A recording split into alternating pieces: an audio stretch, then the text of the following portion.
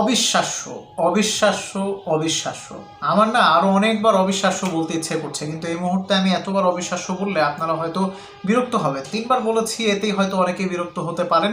তবে আমি না আরও অনেকবার বলবো আসলে অবিশ্বাস্য, অবিশ্বাস্য, আরও ২-১বার বললাম।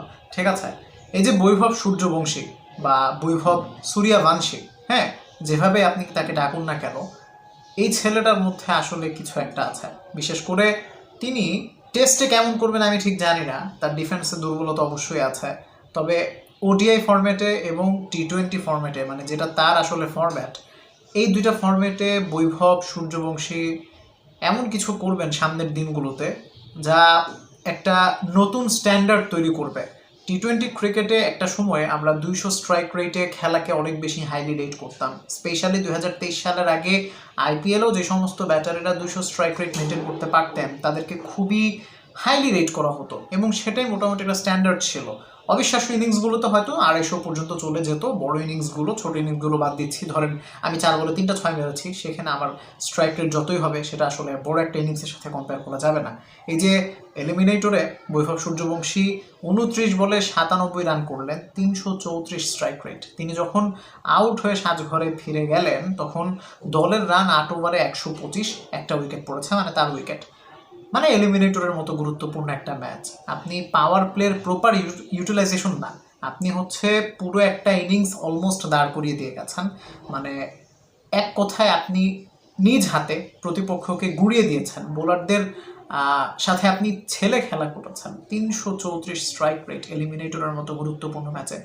আর অল্পের জন্য আসলে ক্রিস গেলের রেকর্ডটা তিনি আজকে ব্রেক করতে পারলেন না, 30 বলে যে সেঞ্চুরির রেকর্ড। হ্যাঁ, এটা অবশ্যই ঠিক।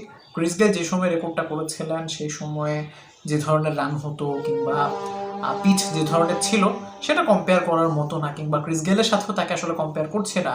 তবে এই ছেলেটা সামনে অনেক কিছু করবে, এই ছেলেটা সামনে আসলে অনেক কিছু করবে। তার একটা ছোট উদাহরণ তিনি আসলে এই গত 2-1টা আইপিএলে দিচ্ছেন। দেখেন, 29 বলে 97 ইজ নট এ জোক, এটা অবশ্যই প্রশংসা করতেই হবে। এখন আপনি ক্রিস গেলকেও নামিয়ে নিয়ে আসতে পারছেন না যে এই ধরনের পিচে খেললে ক্রিস গেল কেমন করতো, বা বৈভবকেও আসলে ওই ধরনের পিচ আপনি নিতে পারছেন না। সেটা পরীক্ষা হবে ওডিআই ফরম্যাটে যখন তিনি দেশের বাইরে যাবেন, মানে তার যখন ডেবিউ হবে, দেশের বাইরে যখন কোয়ালিটি অন্যান্য পিচগুলোতে, বিশেষ করে শ্রীলঙ্কাতে কিংবা ইংল্যান্ডে বা অস্ট্রেলিয়াতে যখন তিনি মানে পেসারদের জন্য কিছু থাকে, স্পিনারদের জন্য কিছু থাকে, এমন টাইপ অফ পিচে খেলবেন, তখন তিনি আসলে এই ফর্মটা ক্যারি করতে পারবেন কিনা সেটা দেখা যাবে। বাট এই টাইপের আইপিএল সারফেসে তিনি আসলে একটা গেমের প্লেয়ার, তিনি আসলে একজন অবিশ্বাস্য প্লেয়ার, এক কথায় অবিশ্বাস্য। মানে 29 বলে 97, 30 বলে সেঞ্চুরি রেকর্ডটা অল্পের জন্য ব্রেক করতে পারলেন না। হয়তো কোনো একটা সিজনে তিনি ব্রেক করে ফেলবেন। ইনফ্যাক্ট তার আসলে স্বপ্ন আরও বড়। তিনি একটা আলাপচারিতায় বলছিলেন তিনি যদি কোনো একটা ম্যাচে 20 ওভার খেলতে পারেন তাহলে তার আসলে স্বপ্ন আছে 200 করার, 175 ব্রেক করে 200 করার, যেটা হাইয়েস্ট ইন্ডিভিজুয়াল স্কোর টি-20তে ক্রিস গেলের 175 আরসিবির হয়ে কোন দলের বিপক্ষে, পুনে ওয়ারিয়র্সের বিপক্ষে মেবি, যুবরাজ সিং যে দলটায় ছিলেন। এনিওয়েজ, দুই ডাইমেনশনের, দুইটা ইনিংসই 2 ডাইমেনশনের, তবে দুজন প্লেয়ারই 2 ডাইমেনশনের প্লেয়ার। তবে আমার কাছে মনে হয় বৈভব সূর্যবংশী যদি তার এই টাইপ অফ ইনিংসকে সব ধরনের পিচে ক্যারি করতে পারেন ইন্ডিয়ার বাইরে, স্পেশালি আউটসাইড ইন্ডিয়াতে, তখন হয়তো আমার কাছে মনে হয় না, এখন যেমন তাকে নিয়ে একটু বেশি কথা বললে অনেকে বলে যে বেশি কথা বলা হচ্ছে, অনেকে ইন্ডিয়ার এজেন্টও বলে থাকে, কিংবা কোথায় গেইল কোথায় সূর্যবংশী।